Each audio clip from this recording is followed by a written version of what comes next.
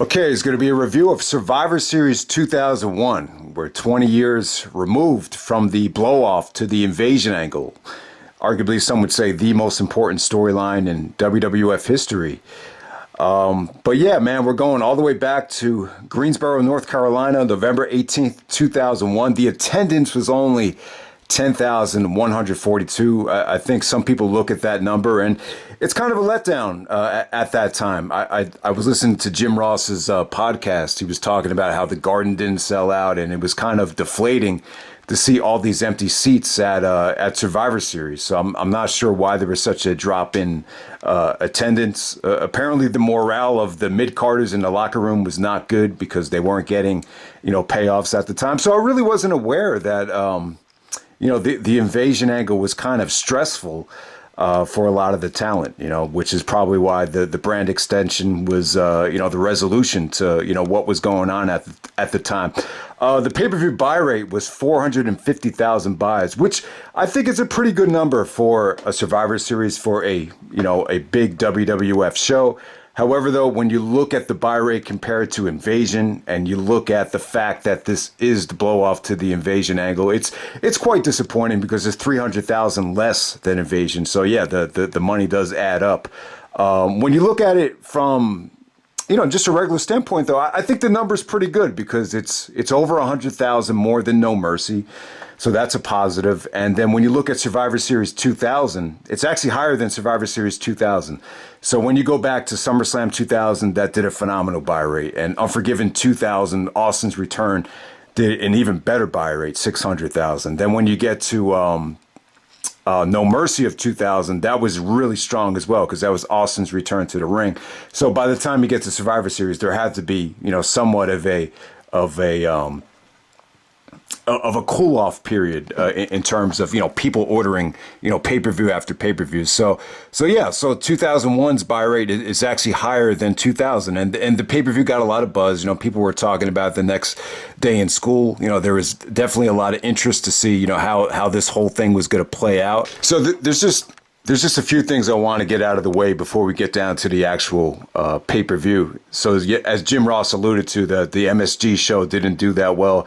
So you had Austin and The Rock. They really didn't have, that blow-off match of heel Austin versus babyface Rock at a pay-per-view or even, on television. So in some ways, the Survivor Series, more than anything, it's the blow-off to the whole Austin Rock fiasco from, WrestleMania 17 with Austin turning heel. So they had the MSG house show match.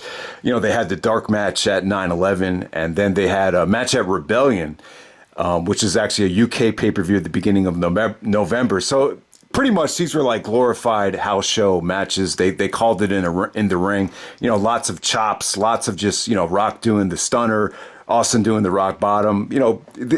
There was just a lot of improvising going on in the ring from what I remember from a lot of these Rock and Austin matches. But yeah, man, I mean, there's just a lot of stuff that happened, leading up to Survivor Series. The most important thing was Kurt Angle jumped ship and joined the Alliance. It was quite the swerve because at the time, Kurt Angle was the top babyface for the WWF. Obviously he was representing our country. It was like he was like probably the last guy you thought of, but that was a pretty engaging Raw because Shane actually said that somebody in the ring from the WWF out of the main five guys was going to be jumping ship, and they were all looking at each other like, man, who's it going to be? And the fact that it was Angle was pretty shocking. And there was even a segment on that Raw too where Angle's about to attack the Alliance with a 2x4, and Austin's like, Kurt, put the 2x4 down. I want you to join the Alliance. So they really built it up quite well, and Angle ended up joining the Alliance, but ultimately he was going to be the mole that Vince plotted with to screw the Alliance. And Vince, there was this whole storyline too with Vince saying that Austin was going to jump ship and join the WWF just to kind of fuck with the storyline. So that was another major part of the whole situation right here. And but yeah, it's funny because the first wrestling show I ever went to was actually the SmackDown after Rebellion. So it's kind of like, it just hit me this past year. Like, no wonder that SmackDown kind of sucked from a wrestling standpoint. We just watched the plane ride from hell. So you learn about how exhausting, that trip over to the UK is. So they had Rebellion, that weekend on the Saturday, and then they had Raw in Long Island. That's when Rock actually beat Jericho for the WCW title to win it back. So that started the whole rift between Jericho and The Rock, during this invasion storyline. And then on that Tuesday they did the SmackDown, and that was. It was a pretty fun show. I mean, the main event kind of sucked. It was actually a handicap match with Taker taking on Angle and Austin. But just Austin's promo. He did some great stuff with Taz, because they're in Taz's hometown of the New York area, and RVD was so over that they had to stop the show, and the fans were just chanting RVD, RVD, and then Austin would just look at the crowd and say what, and that shit just went on for like 10 minutes. So it was heavily edited, and I remember leaving the arena, going into the parking lot out of Continental Airlines Arena, like the whole, everybody leaving the show was just chanting what.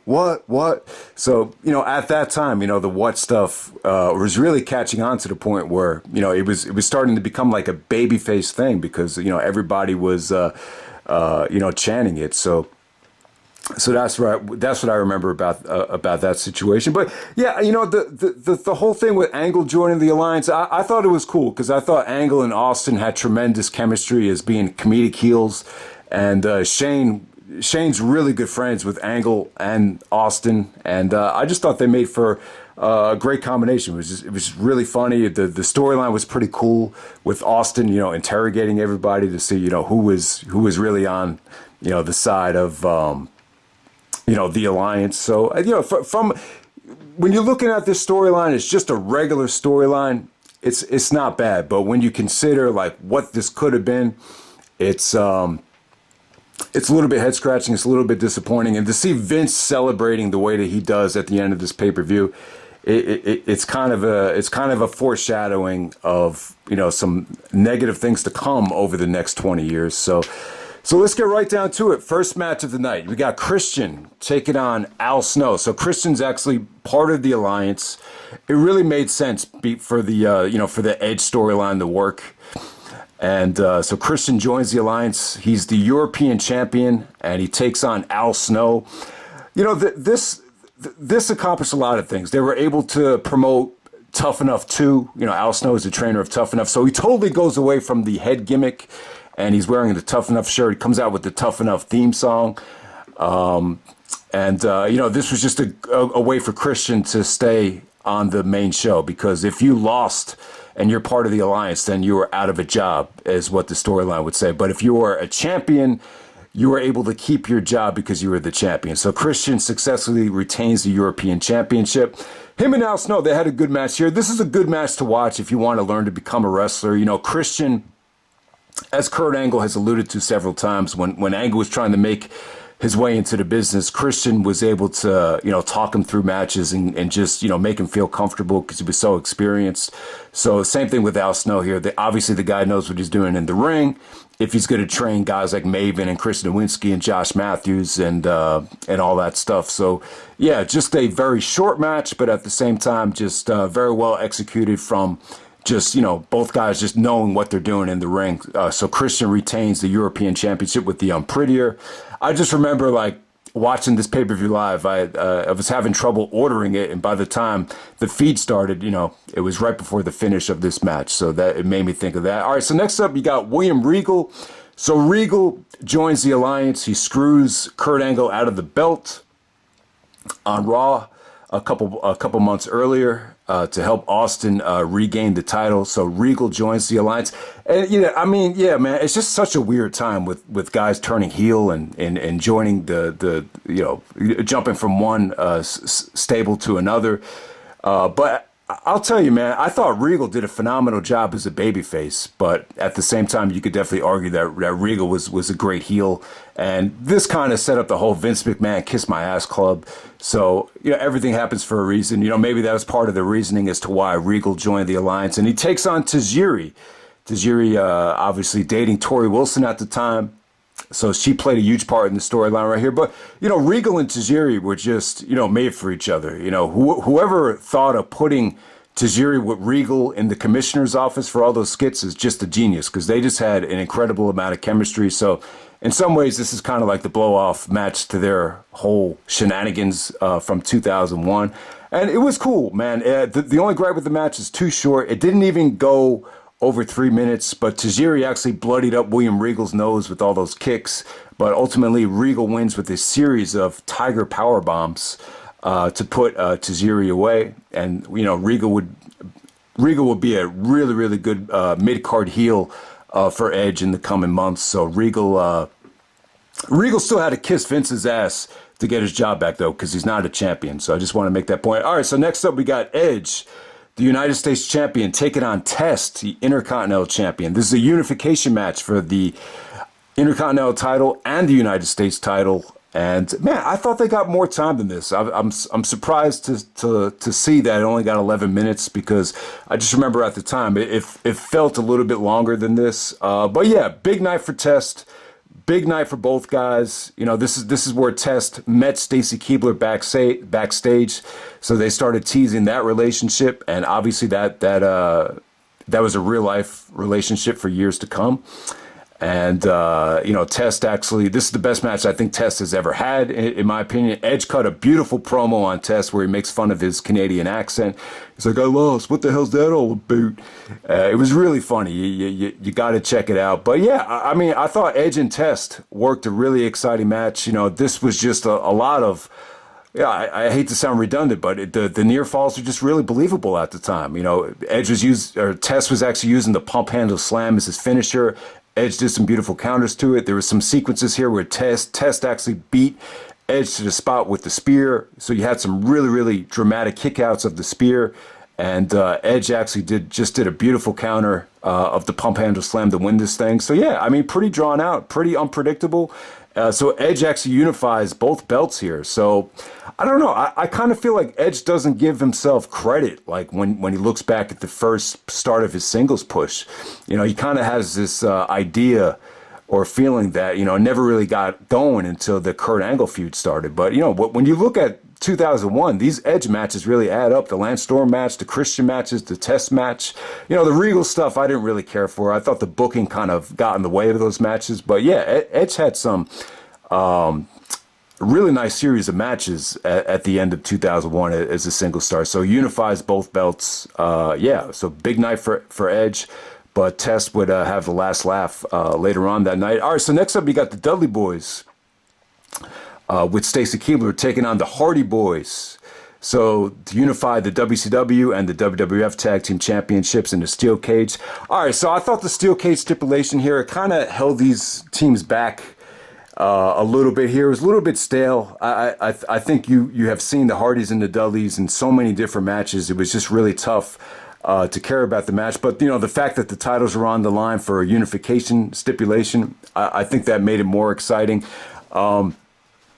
One of the things you notice about the Hardy Steel Cage matches is they always kind of book Jeff very uniquely. The one against Edge and Christian at Unforgiven 2000, Jeff was actually exited the cage first, and eventually he did the whisper in the wind off the top of the cage to come back into the match. Here it's pretty much the opposite situation, where Matt Hardy's the first one out, and then Jeff has to be unselfish and exit the cage so they could unify the tag team belts. But, they kind of, they teased a temporary Hardy split here with, instead of Jeff leaving the cage, he actually does the swanton off the top of the cage through a table to Devon.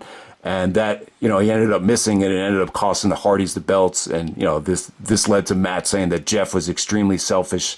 And, they didn't officially split, but they did have a singles match at Vengeance that was, pretty forgettable. But yeah, Dudley's unified the belts here. They did some pretty unique things off to utilize the cage. The Bubba Bomb off the top rope was pretty breathtaking. But at the same time, it just felt like this match, it just had such a, I just think for a tag team situation with these teams, it just kind of held both teams back from really, going out there and hitting a home run, but it was still fun stuff. The Jeff Hardy being selfish spot is what you really remember it for. All right, so next up we have the Immunity Battle Royal. This is a Battle Royal featuring non-champions from both companies right here.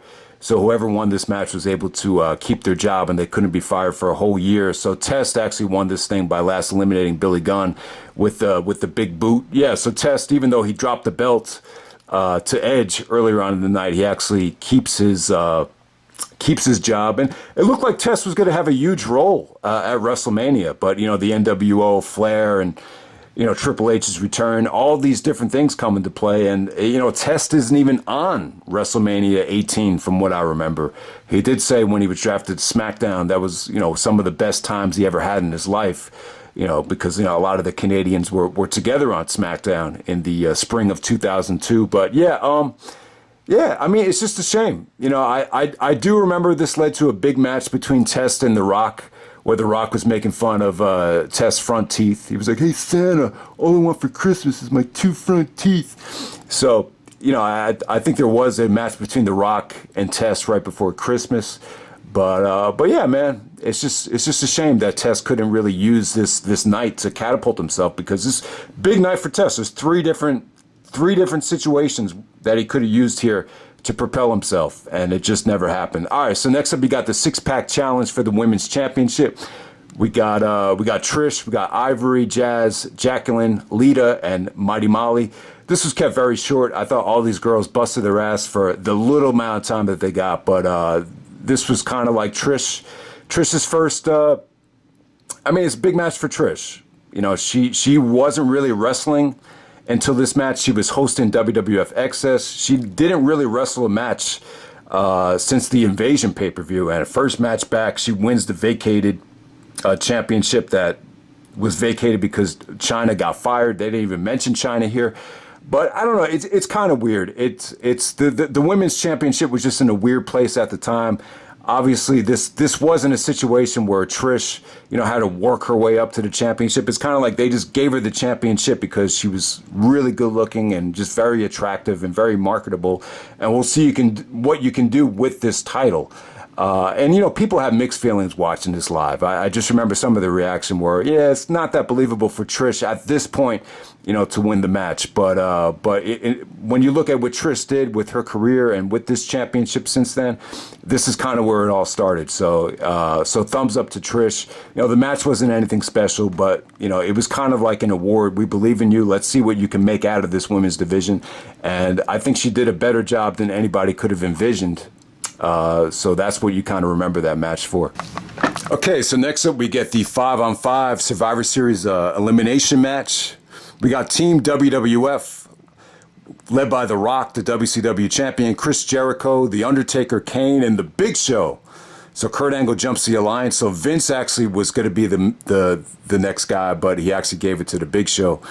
And Team Alliance, WCW, ECW, consisted of Stone Cold Steve Austin, the WWF champion, Kurt Angle, Rob Van Dam, Booker T, and Shane McMahon. So yeah, I love the Alliance team. It's really cool, and I think looking back on it during the Invasion, I think Austin could have done a better job of promoting the fact that he used to be in WCW and he wanted to put Vince out of business because he bleeds WCW, but maybe Vince didn't want him to go in that direction. Vince just said, "I'm sick of this alliance crap, this invasion crap. Let's just put it to an end." And you just kind of get the feeling that Vince just wasn't a big fan of this angle and just wanted to get it over with.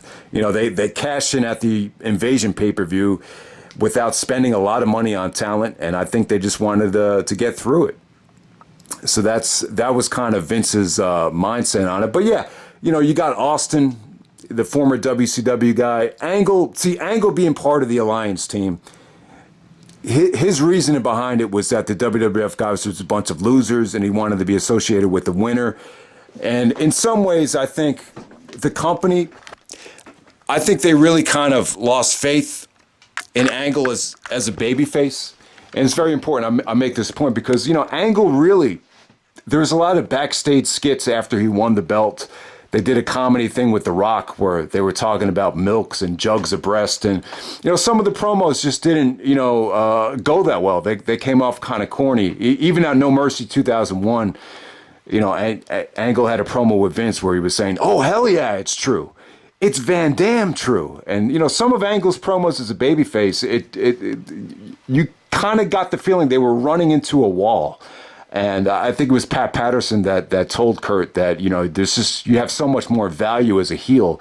So they went back to Kurt Angle just being a cocky heel that thought he was above the WWF and wanted to be associated with a winner. But at the same time, this is something that Vince and Angle was actually the mole and was going to screw the alliance. And I'm glad that they went in that direction because I think especially at the time, I just felt like it just didn't make sense at all, and I just felt like it was over convoluted to have Angle, jump ship as a heel. I think it pissed a lot of people off that really did get behind Angle, but the fact that he was the savior of the WWF, I think at the time you were really happy, and you felt like you really weren't that insulted with Angle actually helping Team WWF win the match. I definitely wanted to make that point. And then you got Rob Van Dam. You got the top guy from ECW, and then you got Booker T, the top guy from WCW. So those aren't bad choices. I love Booker T and RVD. So I think this whole team alliance was definitely more talented, definitely more charismatic. And then you give him Shane McMahon as well. Shane just had tremendous charisma, tremendous athleticism. Shane was exciting, no matter how you want to slice it. I think Shane was exciting, and you put him with these guys, it definitely made for something special. The funny thing about this match before it starts, Vince is giving Team WWF like a prep talk, and he's mentioning all these names from the past, like Andre the Giant. And then when he looks at The Rock is like jumping up and down. He wants to keep himself warm, so it looks kind of awkward. And then he goes like, "Hi, Chief Peter Maivia." So Vince's facial expressions, this night and the next night on Raw were just out of control. But yeah, I mean, the actual match, it was a lot of fun. I was listening to Angle's podcast. He was saying that there was no egos involved. They were everybody got along. They really wanted to knock it out of the park, and just, they worked as a team here. I think had the opposite happened, if you got Team WCW versus WWF, whether Invasion or Survivor Series, whatever, that was one of the roadblocks I think you're going to have to deal with. You're probably going to have to deal with a lot of politicking, a lot of egos. So that was kind of totally out the door here. It just, Angle said everybody was a team player, and, no one, stepped up and said, "Hey, I'm not doing that." And, they had a really good match. And this Survivor Series match, to me, it checks all the boxes. It really does. You got great star power. The match meant something. The losing team was going to be out of business. So obviously it solves that problem of, these elimination matches don't mean anything. And at the same time, it delivered in the ring too. It was memorable. This is a Survivor Series that was memorable, and it was good. So in some ways, I still think it's the greatest Survivor Series elimination match of all time. I think the Elimination Chamber is the best Survivor Series elimination match, but this would probably be my pick, and I think a lot of other people's pick is the best Survivor Series elimination match without a doubt. So yeah, so Big Show was actually the first one eliminated. Angle actually beat him with the Angle Slam, and at the time, JR was like, "I don't know how he does that." So yeah, JR and Paul Heyman, they were at like a breaking point in terms of commentary, and they kind of sold it like they couldn't work together past the show. Like somebody had to get fired, and it ultimately was Paul Heyman being replaced by Jerry Lawler the next night. But yeah, Heyman was great on commentary here. They really sold it quite well. Heyman just had so many awesome lines here. Like when The Rock was about to tap, he's like, "Tap, movie star, tap, big shot." So Heyman definitely had some great memorable lines, but yeah. So Angle was the first one to eliminate Big Show. Then some of the controversy here with Shane constantly breaking up the pinfalls, which I thought was cool. Shane was selling the fact that he was a pain in the ass. You heard a lot of "Shane's a pussy" chants, so I love that. And so the controversy with the whole team hitting finishers, like Shane took a tombstone, a choke slam, he took the lion salt, so it took like every single finisher just to push Shane down. At the time, and I still think this, they were trying to sell the fact that Shane was a pain in the ass and we just want to like humiliate him. But for whatever reason, it was interpreted as like like this guy that's not a wrestler shouldn't be taking. It shouldn't take 5 finishers just to pin Shane. So I didn't take it like that at all. I took it as, what I originally said. Just, they just want to humiliate Shane.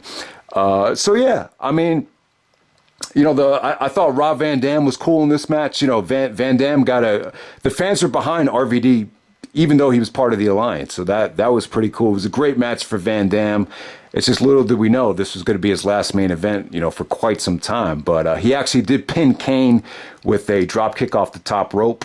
But I thought Van Dam and Jericho had really good chemistry here, so you remember that. So The Rock actually pins Booker T with the Schoolboys. So once again, I felt like The Rock went over Booker T way too many times. I really don't remember Booker T, getting any,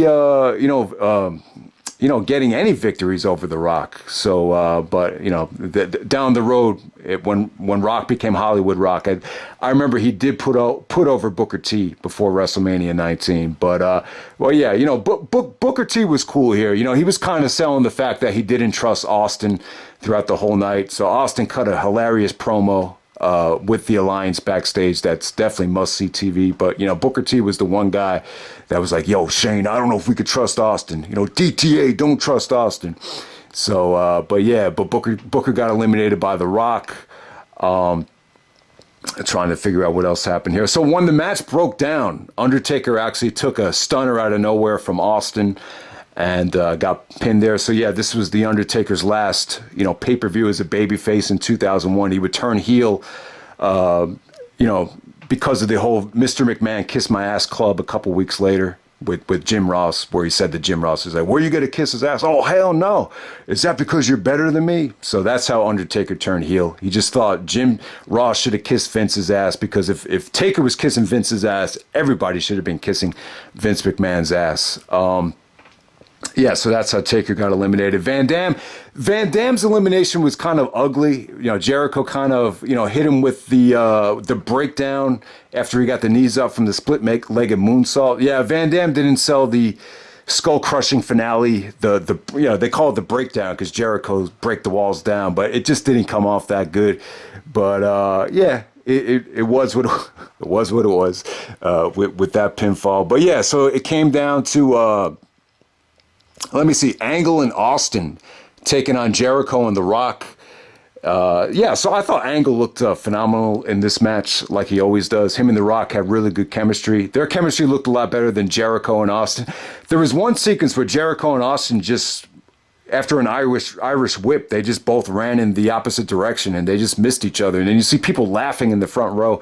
So for whatever reason, from King of the Ring until No Way Out 2002, like Jericho and Austin just didn't have very good chemistry. I mean, a lot of their matches were just pretty average. And for whatever reason, I mean, the chemistry wasn't awful here, but there was just some really awkward sequences here. But, because it is Survivor Series, Rock's only submission is really the sharpshooter. So it made sense for Angle to actually tap to the sharpshooter. That was kind of like Angle's out, just like, the sharpshooter was,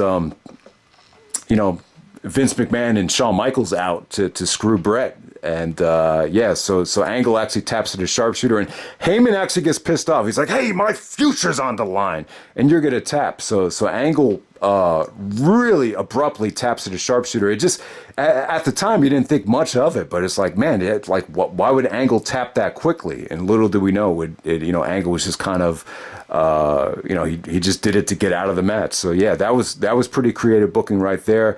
So Jericho and Austin are going at it. You saw some nice back and forth between them. Ultimately, Austin gets leverage and pins Jericho after countering the walls of Jericho.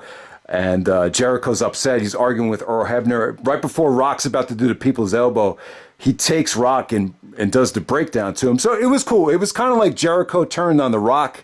Didn't necessarily want to, turn and go to the Alliance. It wasn't like that at all. So it was more so anything. It was just Jericho turning on The Rock without jumping sides. But it was pretty cool. And I think Jericho was smart from a political standpoint at this time. You heard about Rob Van Dam being open with Jericho being a political bitch at this time. But I think Jericho was smart too. He kind of used this whole invasion storyline to prove his loyalty to Vince. Like I remember a couple promos where Jericho was saying, like he hated WCW so much that he never wanted to work for them again, and he didn't want to be associated with WCW. And so in some ways, he actually ended up proving himself to be a homegrown WWF guy to a degree. And obviously it paid off for him. He became undisputed champion a couple weeks later. So Taker is really upset at what Jericho did. So you saw some arguing between Jericho and Taker, and then it comes down to Austin and The Rock. You saw the magic between them.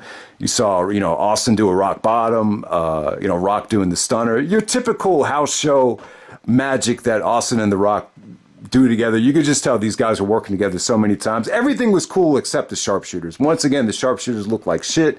Heyman was trying to make a big deal out of it. Sharpshooter at Survivor Series, but I don't know. They looked as bad here as they ever looked. But one thing that you'll notice about this match is there's a championship in the ring. Austin's trying to use the belt as a weapon. Earl Hebner kind of neutralizes it. And ultimately the WWF title is just on the outside. And then all of a sudden Angle comes into the ring. And then Heyman's like, oh, thank God, here comes Kurt. And Kurt blasts Austin with the belt. Rock hits him with the rock bottom. So yeah, beautiful finish there. Rock gets the pinfall. It's to blow off to the invasion. Angle goes back to being a babyface for one night only. The next night on Raw, he was, basically, acting like a cocky heel, basically saying to The Rock, aren't you going to say thank you?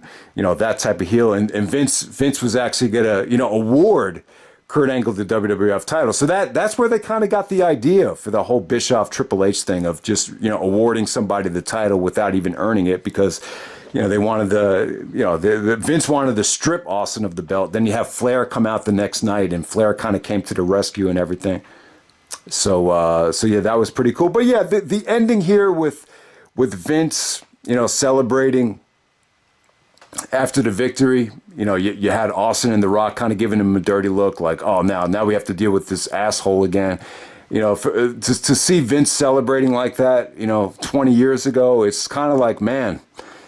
The company, I have to say, like it's kind of deflating watching Vince celebrate like that. And I think there's a lot of people out there that just want to see a changing of the guard. They don't want to see Vince, dominating this industry anymore. And when you look at the mixed feelings that you have at this company with all the success that they've had, with all these, the company going public and, all these multi-billion-dollar deals, it's kind of like, man, it's just like, overall, it's even though they've always had so much talent over the last 20 years, you just feel like it could have been so much better.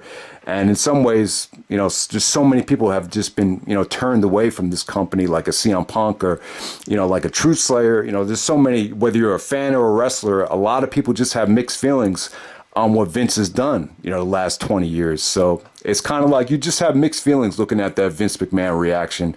That was the ending to the invasion angle. I think a lot of people feel more negative than positive on it. But yeah, the next night on Raw, it was pretty wild. I'm not going to argue with you. You had Austin turning face as Vince was grooming Angle to be the next champion. Angle was going to be like this teacher's pet.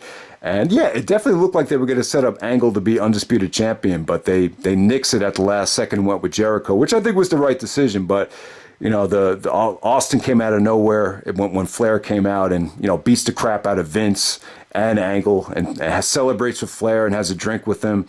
And yeah, it was cool. It was kind of like the good times are back. I love the Austin face turn at first. I think looking back on it, my preferred stance would have been to keep Austin a heel, but I think with what was happening with the company, it would have been too convoluted, and there probably would have been too many roadblocks, to go in that direction. But at the time, it felt like, oh man, Austin's back to being a face. The good times are back again. But little did we know, the bumpy ride that was ahead for Stone Cold Steve Austin from a creative standpoint and from a health standpoint as well. But yeah, it was cool. You had Austin and The Rock as champions at the time, as we would head into Vengeance with the the first undisputed champion on the horizon. I already did a review of that show, but yeah, that's pretty much the end for 2001. I might do a couple of other things too. I might do like a WCW pay-per-view rewind for 2001. There's only like a couple shows. I might do that, and I might actually review like some television shows, maybe TLC 3, maybe the WWF Action DVD, which is actually a hidden gem. It's like there's a lot of like good stuff on there that represents 2001 in a positive light. So I might review that. But yeah, 2001 is my favorite year. So that kind of gave me the idea to do this 20th anniversary thing, and definitely going to carry it on for years to come. Yeah, this is my favorite thing to do. Besides ROH reviews, this is probably my favorite thing to do. Just old school WWF pay-per-view reviews. It's just it's cool to look back at them. It really is. So I hope you guys enjoyed the video. Survivor Series 2001, and I'm out. All right.